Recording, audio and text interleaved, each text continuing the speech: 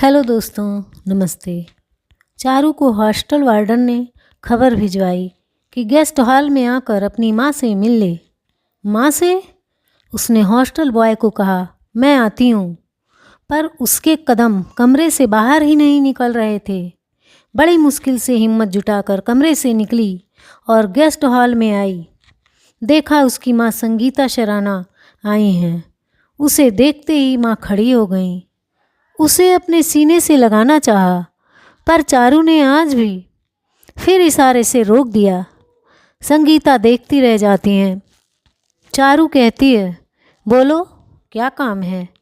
तो माँ कहती हैं, काम क्या होगा, तुम्हें और अंशु को देखने आई हूँ। पापा ने बताया तुम दोनों का एडमिशन एक ही ईयर और एक ही नर्सिंग कॉलेज में हुआ है। सोचा देख लूँ हॉस्टल ठीक है कि नहीं, तुम दोनों ठीक हो कि नहीं। अंशु कहाँ है?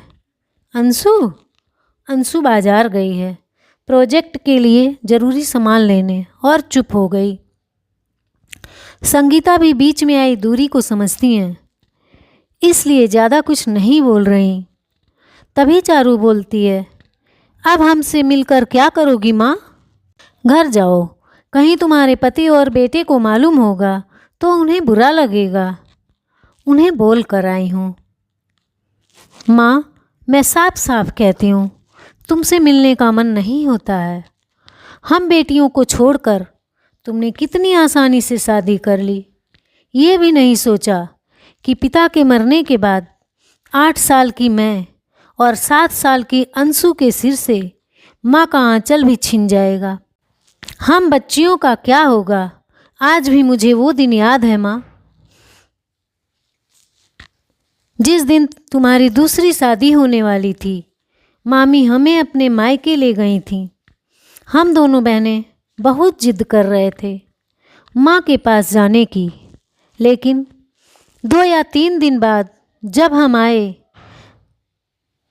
तो घर में तुम्हारा नामो निशान नहीं था। हम नानी से पूछते, हम मामी से पूछते, माँ कहाँ गई हैं? हमें कुछ भी समझा दिया जाता। तुम जानती हो, एक तो पापा नहीं थे, हमें तो तुम्हारी छाती में घुसकर सोने की आदत थी। नानी और मामी हमें कितना भी सुलाती, हमें नींद नहीं आती थी। हर वक्त हम तुम्हें ही ढूंढते। सुनो चारू, क्या मेरे लिए ये मुश्किल था? तुम दोनों को छोड़कर जाना एक जवान विधवा के लिए ज़िंदगी कितनी मुश्किल हो जाती है, ये तुम नहीं समझोगी। मैं नहीं समझूंगी? तुमने उस आदमी की पत्नी और उसके बच्चे की माँ बनना कैसे स्वीकार किया, जिस आदमी ने तुम्हारी बच्चियों का पिता बनने से इनकार कर दिया। माँ सोचो, आज जो तुम्हारे सौतेले बेटे हैं उसके पिता जिंदा थे और तुम माँ का प्यार देने भी चली गईं, और हमारे पिता गुजर चुके थे और तुम भी दूसरी शादी कर हमें अनाथ कर चली गईं। आखिर क्यों माँ? इसमें मेरी और अंशु की क्या गलती थी? पापा के बाद तो हमें तुम्हारा और प्यार चाहिए था, और तुमने हमें बूढ़े नाना नानी के पास छोड़ दिया और 4 साल तक आई भी नहीं। जानती हो माँ, तुमने हमें क्यों छोड़ दिया? क्योंकि हम बेटियां थीं। नहीं, ये गलत बात है। एक जवान विधवा बेटी अपने पिता के सिर पर बोझ होती है, जो तुम नहीं समझोगी। नहीं माँ, वो जवान विधवा एक माँ भी तो थी। तुम जानती हो, पांडे नानी की बेटी रीमा मौसी तुम्हारी दूसरी शादी के 2 साल बाद विधवा हो गई थी, मगर उनकी गोद में 6 महीने का बेटा था, और सब कहते थे बेटा छोड़कर दूसरी शादी कैसे करेगी। बेटा तो कल बड़ा होकर पेड़ बनेगा, उसे सहारा देगा। रीमा मौसी ने तो नहीं शादी की और आज भी कपड़े सिलाई करती हैं, बेटे को पाल रही हैं। तो आपने नाना को क्यों नहीं समझाया कि आप बेटियों के लिए जीना चाहती हैं, अपने पैरों पर खड़ी होकर उन्हें सहारा देंगी, उनके लिए ज़िंदगी के सारे संघर्ष करेंगी, उन्हें अनाथ नहीं करेंगी। क्योंकि आपको लगा कि बेटियां कल शादी कर चली जाएंगी तो फिर आप अकेली रह जाएंगी, और अपने आने वाले अकेलेपन को दूर करने के लिए हम बच्चियों को अकेला कर दिया। माँ, मैं ये नहीं कहती कि दूसरी शादी करना गुनाह है, पर अपने बच्चों को अकेला छोड़कर करना गुनाह है। बच्चे कितना टूट जाते हैं, ये मैं आपको कैसे समझाऊं।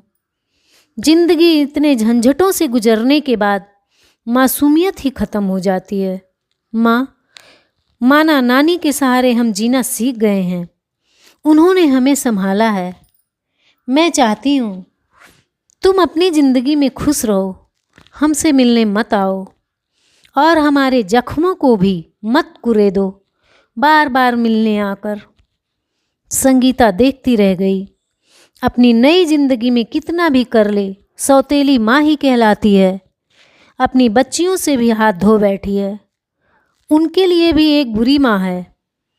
तभी चारू उठ गई अपने कमरे में जाने के लिए, पर आज माँ होते हुए भी संगीता उसे रोक न सकी।